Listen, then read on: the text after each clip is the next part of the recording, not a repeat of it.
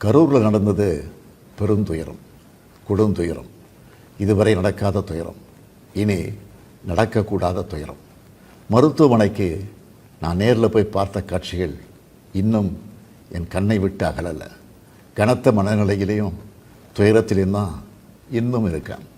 செய்தி கிடைச்சதும் மாவட்ட நிர்வாகத்தை முடுக்கிவிட்டு எல்லா உத்தரவுகளையும் பிறப்பித்த பின்னாலும் என்னால் வீட்டில் இருக்க முடியல.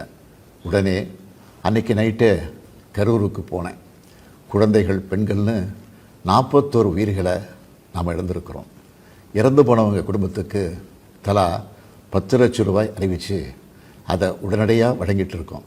ஹாஸ்பிட்டலில் சிகிச்சை பெற்று வர்றவங்களுக்கு அரசு சார்பில் முழு சிகிச்சையை வழங்கி வரோம்.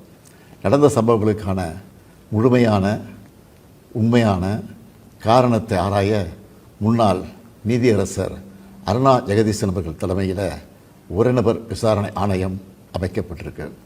ஆணையத்தோட அறிக்கை அடிப்படையில் அரசோட அடுத்த கட்ட நடவடிக்கையில் இருக்கும்னு உறுதியளிக்கிறேன்.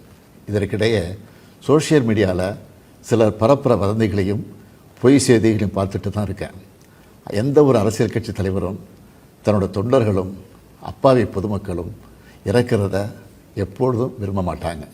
இந்த சம்பவத்தில் உயிரிழந்தவங்க எந்த கட்சி சார்ந்தவங்களாக இருந்தாலும் என்னை பொறுத்த வரைக்கும் அவங்க நம்மளோட தமிழ் உறவுகள்.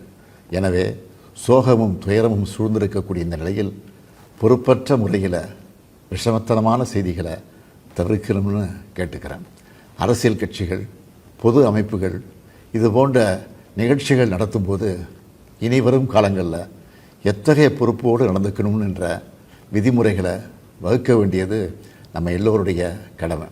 எனவே நீதியரசரின் ஆணைய அறிக்கை கிடைச்ச பிறகு எல்லா அரசியல் கட்சிகள், பொது அமைப்புகளோடு ஆலோசனை நடத்தி இதற்கான விதிகள், நெறிமுறைகள் வகுக்கப்படும்னு உறுதியளிக்கிறேன்.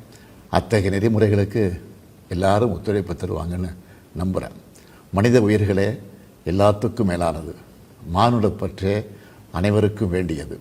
அரசியல் நிலைப்பாடுகள், கொள்கை முரண்பாடுகள், தனி மனித பகைகள்னு எல்லாத்தையும் விலக்கி வச்சுட்டு எல்லாரும் மக்களுடைய நலனுக்காக சிந்திக்கணும்னு கேட்டுக்கிறேன். தமிழ்நாடு எப்போவுமே நாட்டுக்கு பல வகைகளில் முன்னோடியாகத்தான் இருந்திருக்கு. இதுபோன்ற நிகழ்வுகள் இனி எந்த காலத்திலையும் நடக்காமல் தடுக்க வேண்டியது நம்ம எல்லோருடைய கடமை. நன்றி, வணக்கம்.